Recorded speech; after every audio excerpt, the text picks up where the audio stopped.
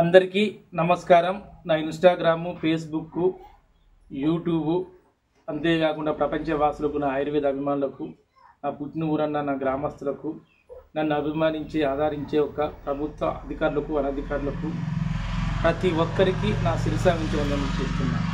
ఎందుకంటే 135వ అంబేద్కర్ గారు పుట్టిన వేడుకలలో పాల్పంచుకున్న దేశవ్యాప్తంగా, ప్రపంచవ్యాప్తంగా, మన దేశంలో ఉన్న వీధి గ్రామాల స్థాయి, పట్టణ స్థాయి, మండల స్థాయి, జిల్లా స్థాయి, రాష్ట్ర స్థాయి, దేశ స్థాయి వరకు ఈ వేడుకలు విజయవంతం చేసిన ప్రతి ఒక్కరికి నా యొక్క శిరసావందనం చేస్తున్నా.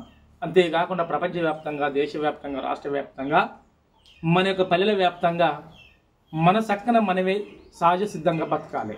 అంటే ప్రపంచంలో ఏ జీవి బతుకుతుందండి? అంటే ప్రపంచంలో అన్ని జీవులు ఉంటాయి. సంచరించే జీవులు కాకుండా దాదాపుగా బతికే జీవులు అంటే చెట్లు. అంటే ఒక మొక్కలాగా ఎదిగినప్పుడే ఈ యొక్క అంబేద్కర్ గారు ఒక ఊహించిన ఒక దేశం, రాజ్యం ఏర్పడినట్లే. ఆ విధంగా ఏర్పడినప్పుడే ఈ సర్వజీవులు బతుకుతాయి.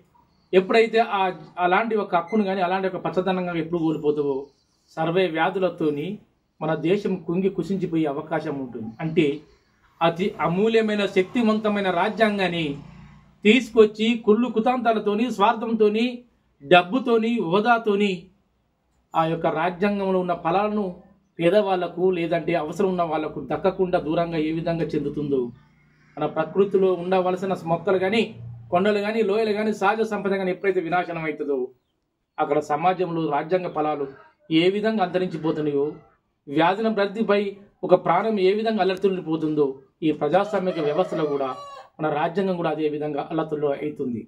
అలాంటి కాకుండా ఉండాలంటే ప్రతి పౌరుడు, ప్రతి ఒక్క యువకుడు ఖచ్చితమైన ఆరోగ్యవంతంగా తయారు కావాలి, ఒక కవచంలాగా కాయాలి. అందుకే నేను ప్రతి ఒక్కరు చెప్పేది ఒకటి, శుభకార్యాలకు మాత్రమే ఇక మామిడి చెట్టును ఉపయోగించుకుంటారండి.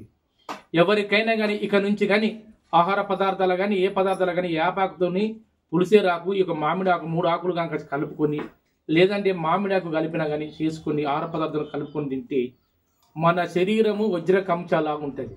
మన భారత ప్రజాస్వామిక రాజ్యానికి వజ్రం కవచంలాగా రక్షకంగా ఉండేదంటే రాజ్యాంగం. అక్కడ దేశాన్ని, పరిస్థితులను కానీ, ప్రజాపాలనంగా రాజ్యాంగం వజ్ర కవచం తయారు చేస్తుంది. మన శరీరాన్ని, మన ప్రకృతిని ఈ మామిడి చెట్టు కవచంగా తయారు చేస్తుంది. ప్రతి ఒక్కరి ఈ 135వ పుట్టినరోజు అంబేద్కర్ గారి వేడుకలో పాల్పంచుకున్న అందరికీ శిరసావించి వందనం చేస్తున్నా. ఎంతోమంది కామెంట్ పెట్టారు, ఎంతోమంది బాగానే చేశాను, ఇది చేస్తున్నావు అంటే ఒకటి వాళ్ళకు ఒక డౌట్గా అడుగుతారు. 1891 ఏప్రిల్ 14వ తారీఖున అంబేద్కర్ గారు పుట్టిండు.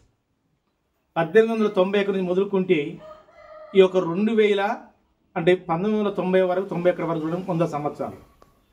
మరియు ఆ యొక్క 91 నుంచి మొదలుకుంటే 2025 వరకు 34 సంవత్సరాలు. అంటే 34 వెళ్ళి 35వ సంవత్సరం పడతాం కనుకనే ఆ కొందరికి లెక్క పద్ధతితో దేనో తెలియక కొందరు 35, 36, 37 కాదు, 134 సంవత్సరం వెళ్ళి 135వ సంవత్సరం అడుగు పెడుతుంది కనుకనే ఆయన పుట్టినరోజు వేడుక అనేది 135వ సంవత్సరం వేడుకలు జరుపుకున్న ప్రతి ఒక్కరికి తల వంచిన ఆత్మ విశ్వాసాన్ని మీ అందరికీ వందనం చేస్తూ మీ నుండి సెలవు తీసుకుంటున్నాను.